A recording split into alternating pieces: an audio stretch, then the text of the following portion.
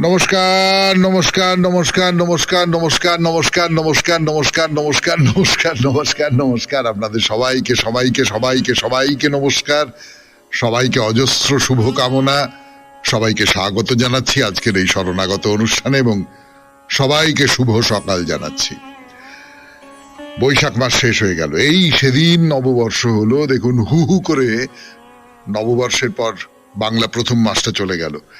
আজকে দ্বিতীয় মাসের প্রথম দিন, মানে পয়লা জ্যৈষ্ঠ। সে কথা তো বলবো বেনি মাধবশীলের পঞ্জিকা অনুযায়ী, কিন্তু তার আগে বলি দুটি কারণে আজকের দিনটা বিশেষ দিন। তার মধ্যে একটা হচ্ছে দেবেন্দ্রনাথ ঠাকুর। রবীন্দ্রনাথ ঠাকুরের বাবা, কিন্তু সেটাই তার আসল পরিচয় নয়। তিনি নিজে একজন একটি ধর্মীয় ধারার প্রবক্তা বলা যেতে পারে। প্রবক্তা শব্দটাই যদি ব্যবহার করি আর কি, তার হাতে ব্রাহ্ম ধর্ম একটা সম্পূর্ণ চেহারা নিয়েছিল। সেই দেবেন্দ্রনাথ ঠাকুরের আবির্ভাব দিবস 1817 খ্রিস্টাব্দে আজকের তারিখে, অর্থাৎ 15ই মে তারিখে তার জন্ম হয়েছিল। আর দ্বিতীয়ত আজকে হচ্ছে আন্তর্জাতিক পরিবার দিবস। এই আন্তর্জাতিক পরিবার দিবস, পরিবার শব্দটা বললেই আমার কিরকম দুটো কথা মনে হয়। একটা শঙ্খ ঘোষের কবিতার লাইন, আয় সবে বেঁধে বেঁধে থাকি, আর একটা হচ্ছে শরণাগত। আপনারা মিলে হোয়াটসঅ্যাপে শরণাগতর একটা গ্রুপ করেছেন, তার নাম দিয়েছেন সৌমিত্র বসু, শরণাগত সৌমিত্র বসু পরিবার। তো পরিবার শব্দটা আমরা সবাই মিলে একসঙ্গে থাকবো। সমস্ত পৃথিবীর মানুষ যদি একসঙ্গে থাকে, একটা পরিবারের মধ্যে থাকে, তাদের মধ্যে ঝগড়াঝাটি যেমন পরিবারের মধ্যে হয় সেগুলো হবে, কিন্তু সেটা এমন কোনো পর্যায়ে যাবে না যাতে করে একটা মারাত্মক বিপর্যয় তৈরি হয়ে যেতে পারে। এই আকাঙ্ক্ষা তো আমরা করতে পারি, কিন্তু আকাঙ্ক্ষাটুকুই সার। তার বাইরে সত্যি সত্যি যে পৃথিবী এইরকম একটা পারিবারিক আবহাওয়ার দিকে যেতে পারছে বা চাইছে, এমনটাও হয়তো নয়। যাই হোক, বেনি মাধবশীলের পঞ্জিকা অনুযায়ী আজকের দিনটার কথা বলি। আজকে পয়লা জ্যৈষ্ঠ 1431, ইংরেজির 15ই মে 2024, বুধবার। সূর্যোদয়ের সময় ভোর 5টা, সূর্যাস্তের সময় সন্ধে 6টা বেজে 4 মিনিট। আজ সপ্তমী, নক্ষত্র অশ্লেষা, জন্মে কর্কট রাশি, বিপ্রবর্ণ, রাক্ষসগণ। অপরাহ্ন 5টা বেজে 10 মিনিট গতে সিংহ রাশি, ক্ষত্রিয় বর্ণ। আমাদের হোয়াটসঅ্যাপে চিঠি পাঠাবার নাম্বার 9831922927। চিঠির গোড়ায় অতি অবশ্যই SG লিখবেন। আর শনিবারের জন্য যে মহাপুরুষের কথা আপনাকে বৃহস্পতিবারের মধ্যে লিখে পাঠিয়ে দিতে হবে, সেখানে ওই SGর পরে একটু মহাপুরুষের কথা এটা লিখে দেবেন। এবারে তাহলে বলি আজকের অনুষ্ঠান সম্পর্কে। আজকের অনুষ্ঠানে প্রথমে তো পুরাণ চিরন্তন, যেরমটা হয় পুরাণ চিরন্তনে আমরা কার কথা বলছিলাম? ত্রিজটার কথা। অশোক বনে সীতাকে ঘিরে আছে যে সমস্ত চেড়িরা, তাদের মধ্যে একজন প্রধানা এবং বৃদ্ধ, সেই তার কথা বলছিলাম। সে কিন্তু মনে মনে রামের পক্ষে। তো তার কথা বলবো। তারপরে স্বামী বিবেকানন্দের রচনা থেকে পাঠ, বাহ্য পূজা, এই প্রবন্ধটা পড়ে শোনাচ্ছি আপনাদের, তার আরো খানিকটা অংশ পড়ে শোনাবো। তারপর কথামৃত থেকে পড়ে শোনাবো আপনাদের চিঠিপত্র, এবং শেষে বাইরে দূরে সিমলাগড়, সেখানকার যে কালী মন্দির, বিখ্যাত কালী মন্দির, তার কথা শোনাচ্ছি আপনাদের। 92.7 বিগ FM এ শরণাগত অনুষ্ঠান। এবারে পুরাণ চিরন্তন, তার আগে গান। আমি আছি আপনাদের সঙ্গে, আপনাদের সৌমিত্র বসু। গানের পর ফিরে এলাম 92.7 বিগ FM এ শরণাগত অনুষ্ঠানে। শুরু হচ্ছে পুরাণ চিরন্তন। ওই ত্রিজটার কথা বলছিলাম।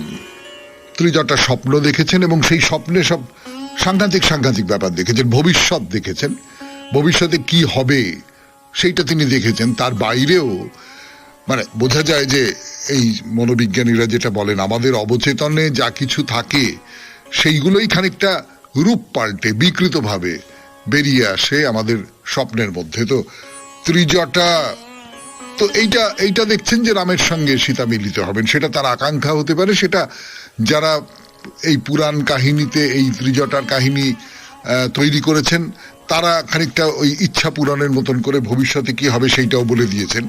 কিন্তু তার বাইরে আরো নানান রকম রাবণকে নিয়ে নানান রকম সমস্ত স্বপ্ন দেখছেন, সেগুলো বাস্তবে ঘটবে না কিন্তু দেখছেন আর কি, এবং সেগুলো প্রায় অদ্ভুত স্বপ্ন, সেগুলো অবাস্তব সব কতকগুলো স্বপ্ন। এইরকম সব বললেন ত্রিজটা, বলে বলছেন যে এই স্বপ্ন দেখে আমার মনে হচ্ছে সীতা খুব তাড়াতাড়ি রামের সঙ্গে মিলিত হবেন, এবং রাম আর সীতার এই যে মিলন সেইটা তোমরাও নিজের চোখে দেখতে পাবে। কাজেই তোমরা যদি নিজেদের ভালো চাও, চেড়িদের বলছেন, তাহলে সীতাকে আর কষ্ট দিও না। সীতাকে কোন রকম কষ্ট দিলে রাম কিন্তু কখনোই তোমাদের ক্ষমা করবেন না, তোমাদের কঠোর শাস্তি দেবেন। আমার মনে হয় যে আমাদের সকলের একসঙ্গে গিয়ে সীতার কাছে ক্ষমা চাওয়া উচিত। তিনি যদি আমাদের ক্ষমা করেন, আমাদের প্রতি প্রসন্ন হন, তাহলে আর আমাদের ভয়ের কোনো কারণ থাকবে না। ত্রিজটা আরো বলছেন যে সীতার শরীরের সমস্ত শুভ লক্ষণ দেখে আমার মনে হচ্ছে যেন রামচন্দ্র সীতার অদূরেই আছেন। রাঘবং পুরতঃ স্থিতম। তো ত্রিজটার মুখে এই সমস্ত কথা শুনে সীতা বললেন যে যদি তুমি যা বলছো এসব সত্যি হয়, তাহলে আমি তোমাদের নিশ্চয়ই রক্ষা করব। এখানে একটা কথা নিয়ে আমি দুটো বাক্য খরচ করতে চাই আর কি। এই যে ত্রিজটা বলছেন যে সীতার শরীরের সমস্ত শুভ লক্ষণ দেখে আমার মনে হচ্ছে যেন রামচন্দ্র সীতার অদূরেই রয়েছেন, এই কথাটা আমার খুব ভালো লেগেছে, খুব তাৎপর্যপূর্ণ বলে মনে হয়েছে। তো এই কথাটা নিয়ে আমি দুটো চারটে কথা বলবো। একটু গান শুনে নি, তারপর 92.7 বিগ এফএম এ শরণাগত অনুষ্ঠান শুনছেন। আমি আছি আপনাদের সঙ্গে, আপনাদের সৌমিত্র বসু। 92.7 বিগ এফএম এ শরণাগত অনুষ্ঠানে একটা হচ্ছে সীতার শরীরের যে সমস্ত শুভ লক্ষণ ফুটে উঠেছে, তার দিকে বুঝতে পারা যাচ্ছে যে রামের সঙ্গে তার মিলন হবে। এই যে সমস্ত শরীর দিয়ে একজনকে প্রার্থনা করা, আমরা প্রেমের ক্ষেত্রে এই রকমটা দেখি, ভালোবাসার ক্ষেত্রে আমরা এই রকমটা দেখি যে প্রিয়জন যদি খুব কাছে চলে আসে, বা আমি যদি মনে মনেও প্রিয়জনকে দেখতে পাই, আমি যদি মনে মনেও প্রিয়জনকে অনুভব করি, সেই প্রিয়জন যদি ঈশ্বর হন, আমি ঈশ্বরের দিক থেকেই যদি ব্যাপারটা বলবার চেষ্টা করি আপনাদের, যে আমি যদি বুঝি যে ঈশ্বর আমার নিকটে, ঈশ্বর আমার কাছে, আমি ঈশ্বরের সঙ্গে ঈশ্বরের যে সম্ভোগ সুখ সেটা অনুভব করছি, তিনি সত্যি সত্যি আমার সামনে এসে দাঁড়াচ্ছেন না, কিন্তু আমার সর্ব অঙ্গ সর্ব মন জুড়ে তিনি আছেন, তাহলে আমার শরীরে নানান রকম পরিবর্তন দেখা দেয়। শরীরের এই যে শুভ লক্ষণ যাকে ত্রিজটা বলছেন, সেই শুভ লক্ষণগুলো তিনি দেখতে পাচ্ছেন, এবং দেখে তার মনে হচ্ছে রাম কাছেই আছেন। কাছে মানে একেবারে হৃদয়ের মাঝখানে আছেন, সীতার হৃদয়ের মাঝখানে আছেন। চেড়িরা নানান ভাবে তাকে বিচলিত করবার চেষ্টা করছে, তার ওই যে ভাবনা চিন্তার যে কেন্দ্র, সেই কেন্দ্র থেকে তাকে সরিয়ে দেওয়ার চেষ্টা করছে। কিন্তু ত্রিজটা সীতার শরীরের লক্ষণ দেখে বুঝতে পাচ্ছেন যে না, সরানো যাবে না, রামচন্দ্র তার খুব কাছেই আছেন। এইটা আমার খুব তাৎপর্যপূর্ণ বলে মনে হচ্ছে। আমার প্রায় মনে হচ্ছে যে বৈষ্ণব পদাবলীর কোনো একটা পদ এই রকমটা আমার মনে হচ্ছে আর কি। তো যাই হোক, সীতা ত্রিজটার মুখে এই সমস্ত কথা শুনে বললেন যে আমি সাহায্য করব। তার মধ্যে যুদ্ধ বেঁধে গেল। যুদ্ধ বেঁধে যাওয়ার পর রাম লক্ষণকে নাগপাশে বদ্ধ করা হয়েছে। এবার ত্রিজটা হচ্ছেন সবচেয়ে বলিষ্ঠ চেড়িদের মধ্যে, তার বয়স সবচেয়ে বেশি। তো রাবণ আদেশ করলেন যে ওই যে নাগপাশে বদ্ধ হয়ে আছে রাম লক্ষণ, সীতাকে দেখানো হবে। সেটা সীতা দেখে বুঝবে যে রাবণের প্রতাপ কতখানি, রাম লক্ষণকে বেঁধে ফেলেছি। এইবারে সীতা কি করবে? আমার দিকে আসা ছাড়া সীতা কি করবে? আমাকে ভালোবাসা ছাড়া, আমার শরণ নেওয়া ছাড়া আর কি করবে সীতা? ত্রিজটা, তুমি এই পুষ্পক রথে করে সীতাকে নিয়ে যাও যেখানে রাম লক্ষণকে ওরকম বেঁধে রেখে দেওয়া হয়েছে, যাও। তো তো যুদ্ধক্ষেত্র থেকে সীতাকে ত্রিজটা নিয়ে গেলেন।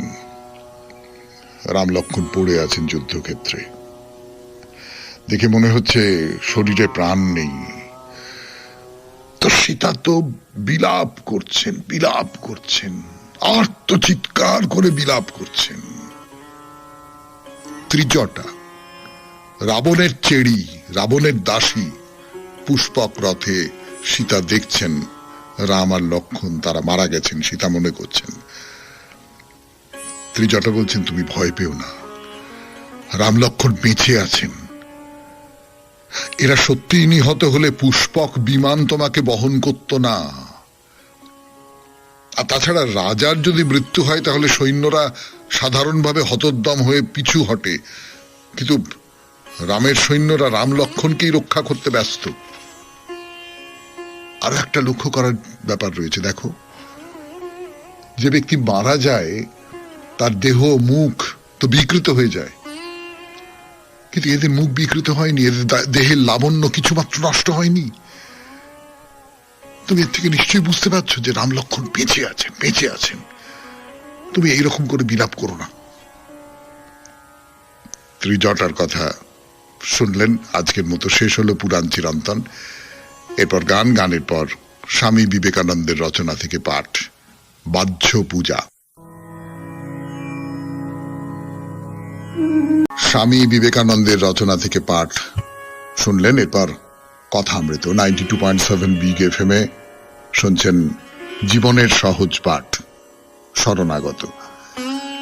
এই যে জীবনের সহজ পাঠ, এই কথাটা তো আমি বানাইনি, এটা বিগ এফএম এর যারা কর্তা ব্যক্তি আছেন তারা বানিয়েছেন জীবনের সহজ পাঠ। কিন্তু কথামৃত থেকে পড়তে পড়তে আমার প্রতিদিন মনে হয় যে জীবনের সহজ পাঠ, এই যে শিরোনামটা, এইটাই অন্তত এই কথামৃতের ক্ষেত্রে একেবারে যথার্থ।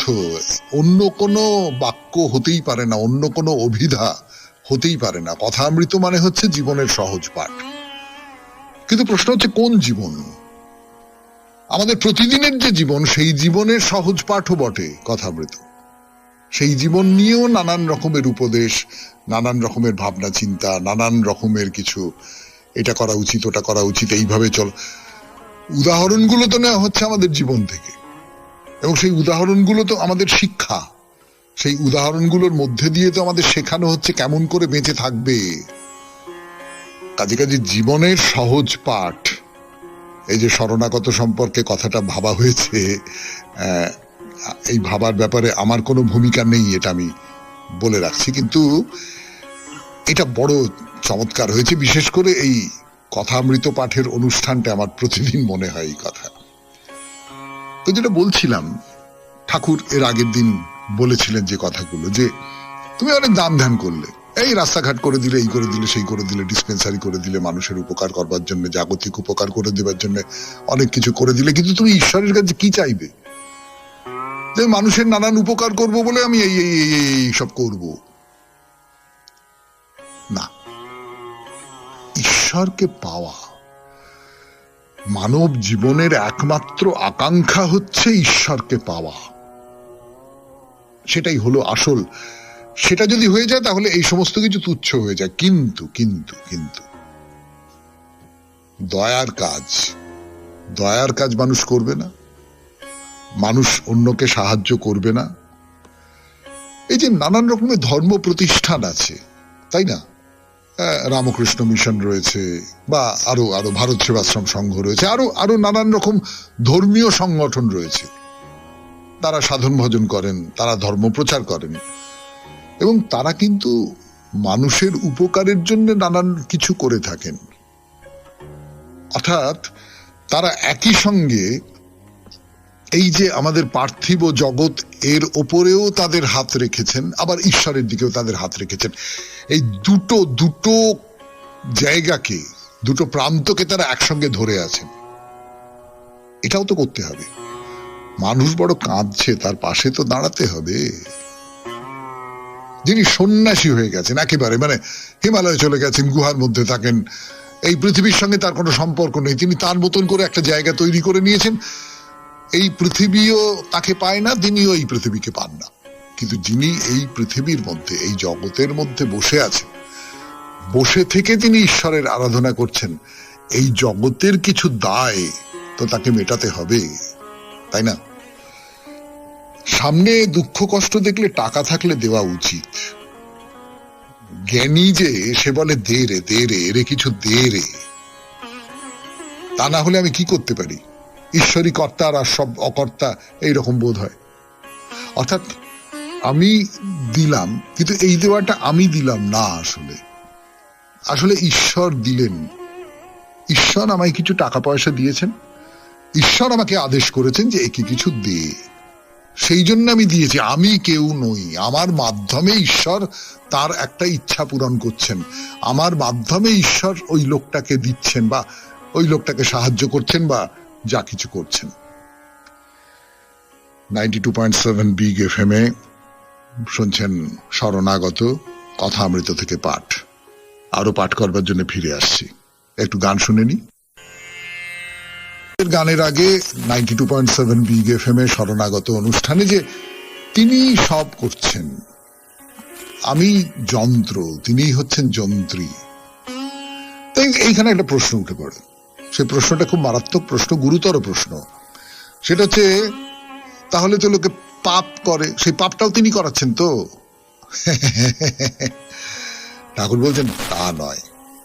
যা ঠিক বোধ হয়েছে ঈশ্বর কর্তা আমি অকর্তা, তার বেতালে পা পড়ে না। অর্থাৎ যন্ত্র মাঝে মাঝে বিগড়ে যায় তো। আমি জানি না আপনি কোনো যন্ত্র বাজান কিনা, ধরা যাক আপনি সেতার বাজান, সেতারের তার মাঝে মাঝে গোলমাল হয়ে যায়, তার ফলে আপনার ঠিক সুরে পড়ে না, ঠিক সুরে বাজে না। আপনার এই যে গলা, এই যে আমার গলা আপনারা শুনছেন, আমার গলার ভেতরে একটা ভয়েস বক্স আছে, সেখান থেকে আওয়াজ বেরোচ্ছে, ইত্যাদি ইত্যাদি। অনেক সময় গলা ভেঙে যায়, গলা বেসুরো হয়ে যায়। আমি যেমন করে বলতে চাই, আমি বলবার সময় গলাটা যেভাবে কি বলবো ব্যবহার করতে চাই, খেলাতে চাই, সেটা ঠিক মতো হয় না। সর্দি কাশি হলো, এই হলো সেই হলো, নানান রকম হলো। এই সিজন চেঞ্জের সময় একটু সাবধানে থাকতে হয়, সতর্ক থাকতে হয়। তো এই যে যাকে বলতে পারি যে পাপ, মানুষ পাপ করে, সেটাই যন্ত্রের বিগড়ে যাওয়ার মতন। কিন্তু যন্ত্র যদি ঠিক থাকে, ঈশ্বর কর্তা আমি অকর্তা এই বোধ যদি থাকে, তাহলে সে আর পাপ করতে পারে না, তাহলে তার পা কখনো বেতালে পড়ে না। ঠাকুর কি বলছেন, ইংলিশম্যানরা যাকে স্বাধীন ইচ্ছা বলে, ফ্রি উইল, সেই স্বাধীন ইচ্ছা বোধ তিনিই দিয়ে রাখেন। এই যে কথাটা, এই কথা সূত্র ধরে আমি আপনাদের একটা কথা বলি, সেটা ঠিক যে আধ্যাত্মিক কথা তা নয়, কিন্তু বলি আমি যে আমরা যাকে স্বাধীন ইচ্ছা বলি, সেটা কি সত্যি সত্যি আমাদের স্বাধীন ইচ্ছা? আমাদের ইচ্ছা তো অনেক কিছুর দ্বারা নিয়ন্ত্রিত। এই যে সামনে ভোট আসছে, নানান রাজনৈতিক দল তাদের মত প্রচার করছেন, তারা কে ভালো অন্যেরা খারাপ, এই সমস্ত কথাবার্তা বলছেন, চারপাশে এই সমস্ত কথা চলছে, এবং সেগুলো তো কোনো না কোনো ভাবে আমার মনের মধ্যে তার একটা প্রতিক্রিয়া হচ্ছে, এবং আমার মনকে সে খানিকটা পর্যন্ত, কারুর ক্ষেত্রে অনেকটা পর্যন্ত, কারুর ক্ষেত্রে হয়তো সম্পূর্ণত নিয়ন্ত্রণ করছে। তো আমি যদি এই কলরোলটাকে বাদ দিয়ে দিই, উদাহরণ হিসেবে বললাম আপনাদের সামনে, স্বাধীন ইচ্ছে বলে কিছু নেই।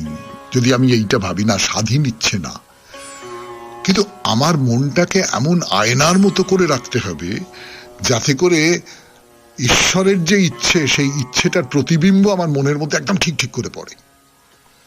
ঈশ্বরের ইচ্ছেকে যেন আমি বহন করতে পারি, এইটা যেন আমার মনটাকে এই রকম করে তৈরি করতে হবে। তো যারা তাকে লাভ করেনি, তাদের ভেতরে ওই স্বাধীন ইচ্ছাবোধ না দিলে পাপের বৃদ্ধি হতো। নিজের দোষে পাপ করছি এই বোধ যদি তিনি না দিতেন, তাহলে পাপের আরো বৃদ্ধি হতো। যারা তাকে লাভ করেছে তারা জানে ও দেখতেই স্বাধীন ইচ্ছা। বস্তুত তিনি যন্ত্রী, আমি যন্ত্র, তিনি ইঞ্জিনিয়ার, আমি গাড়ি। 92.7 বিগ এফএম এ শুনছেন শরণাগত কথা অমৃত থেকে পাঠ। আরো পাঠ করবার জন্য ফিরে আসছি, একটু গান শুনে নি। গানের পর ফিরে এলাম 92.7 বিগ এফএম এ শরণাগত অনুষ্ঠানে। তো কীর্তন হচ্ছে, ঘরের বাহিরে দণ্ডে শতবার তিলে তিলে এসে যায়, মন উচাটন নিঃশ্বাস ও সঘন কদম্ব কাননে চায়। এই যে রাধার বিরহ অবস্থার কথা সেই গানের মধ্যে দিয়ে বলা হচ্ছে। তো রাখাল গান শুনে ভাবাবিষ্ট হয়ে গেছেন। তো কিছুক্ষণ পরে ঠাকুর এসেছেন পঞ্চবটিতে, তার সঙ্গে বাবুরাম এসছেন, হরিশ এসছেন, রাখাল মণি সব আছেন। তো রাখাল বলছেন ইনি আজ বেশ কীর্তন করে আনন্দ দিয়েছেন।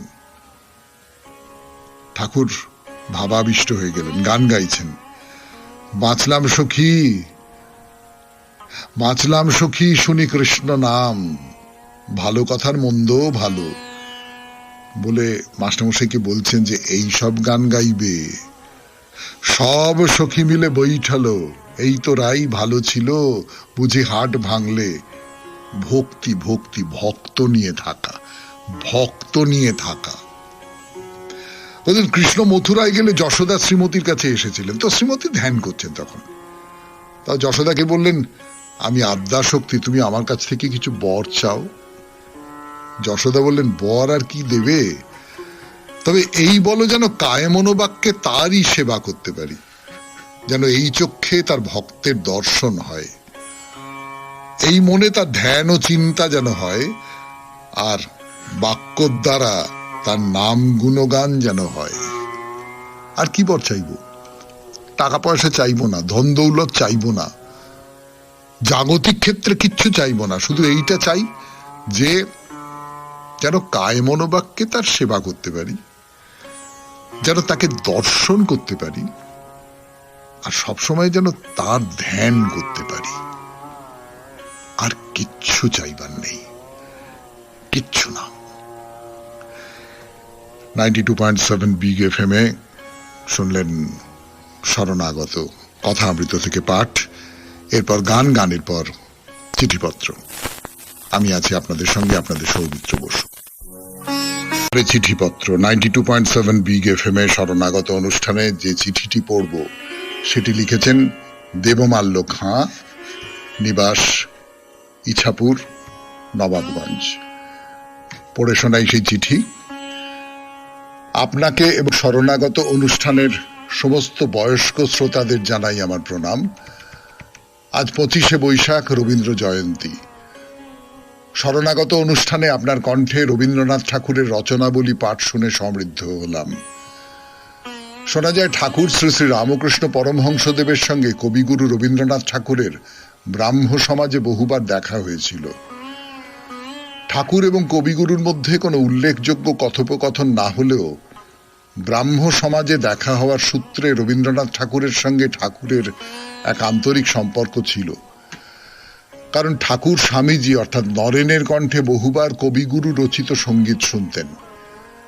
নরেন যেহেতু একজন ধ্রুপদী শিল্পী ছিলেন, তাই কবিগুরুর রচিত সঙ্গীত যেমন আমার মাথা নত করে দাও হে তোমার চরণ ধুলার তলে এবং তোমারই করিয়াছে জীবনের ধ্রুবতারা প্রভৃতি গাইতেন এবং শুনে ঠাকুর ভাবাবিষ্ট হয়ে যেতেন।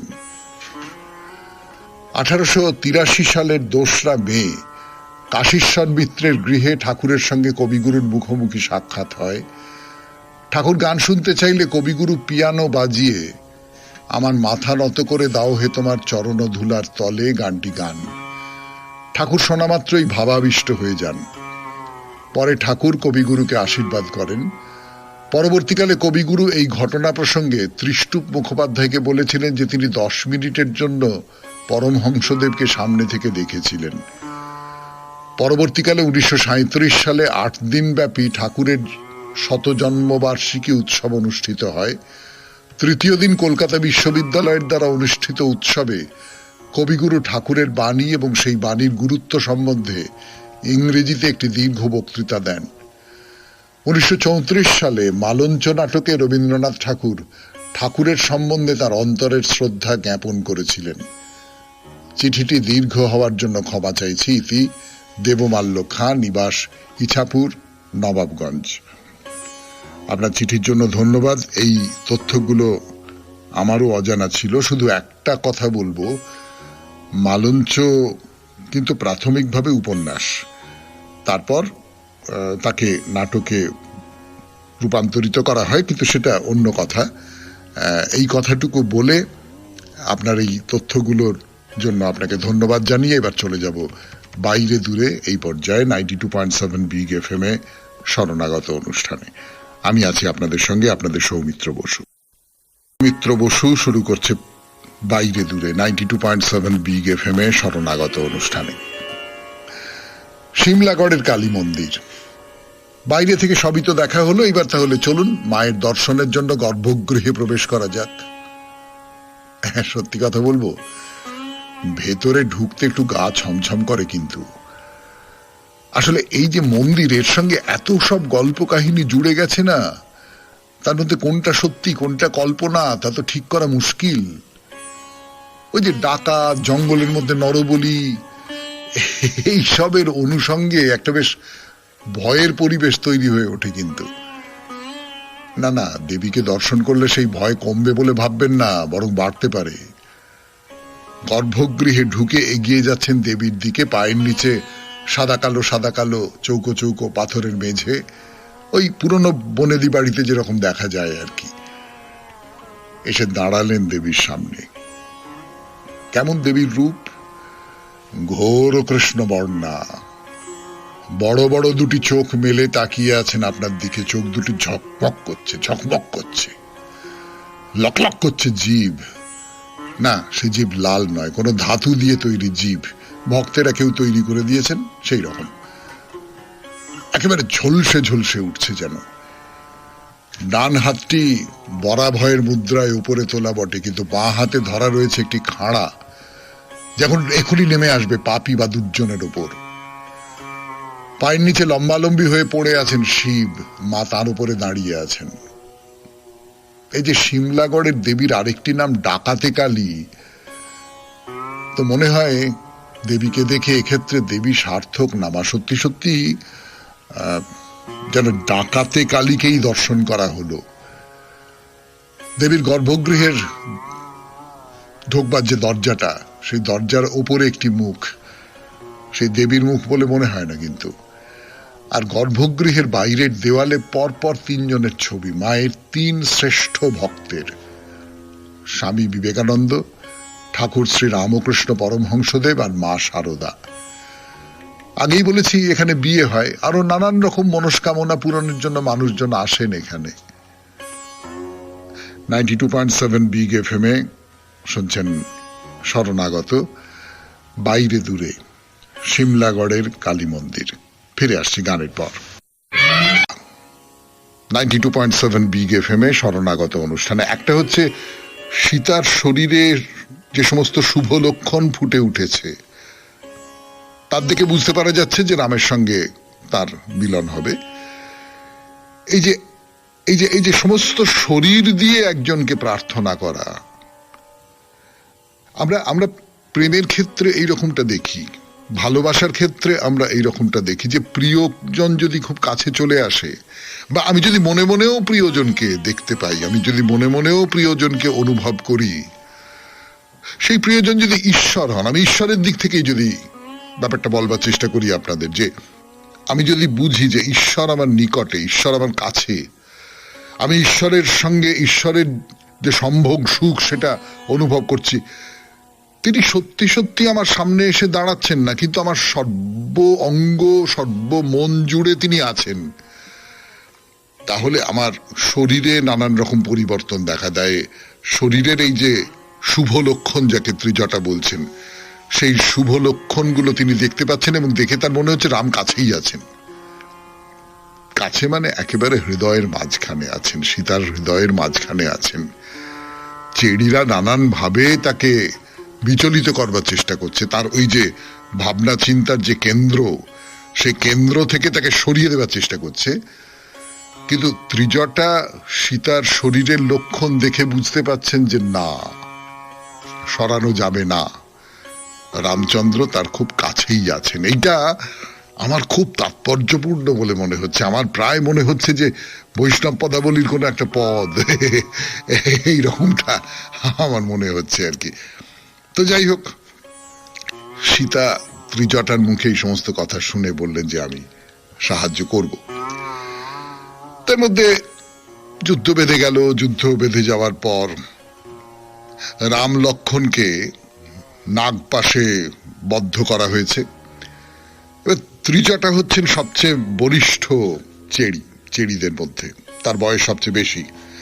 তো রাবণ আদেশ করলেন যে ওই যে নাগপাশে বদ্ধ হয়ে আছে রাম লক্ষণ, সীতাকে দেখানো হবে। সেটা সীতা দেখে বুঝবে যে রাবণের প্রতাপ কতখানি। রাম লক্ষণকে বেঁধে ফেলেছি। এইবারে সীতা কি করবে? আমার দিকে আসা ছাড়া সীতা কি করবে? আমাকে ভালোবাসা ছাড়া, আমার শরণ নেওয়া ছাড়া আর কি করবে সীতা? ত্রিজটা, তুমি এই পুষ্পক রথে করে সীতাকে নিয়ে যাও যেখানে রাম লক্ষণকে ওরকম বেঁধে রেখে দেওয়া হয়েছে, যাও। তো যুদ্ধক্ষেত্র থেকে সীতাকে ত্রিজটা নিয়ে গেলেন। রাম লক্ষণ পড়ে আছেন যুদ্ধক্ষেত্রে। দেখে মনে হচ্ছে শরীরে প্রাণ নেই। তো সীতা তো বিলাপ করছেন, আর্তচিৎকার করে বিলাপ করছেন। ত্রিজটা, রাবণের চেড়ি, রাবণের দাসী, পুষ্পক রথে সীতা দেখছেন রাম আর লক্ষণ তারা মারা গেছেন, সীতা মনে করছেন।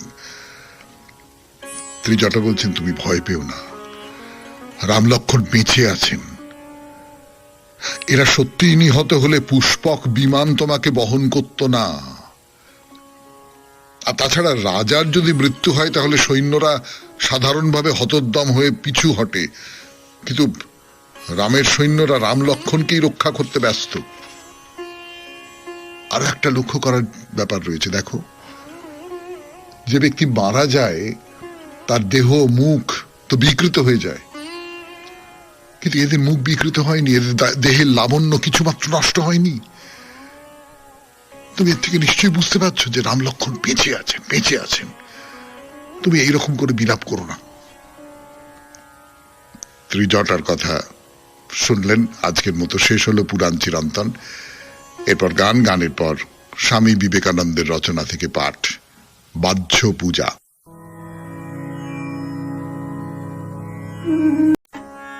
নমস্কার।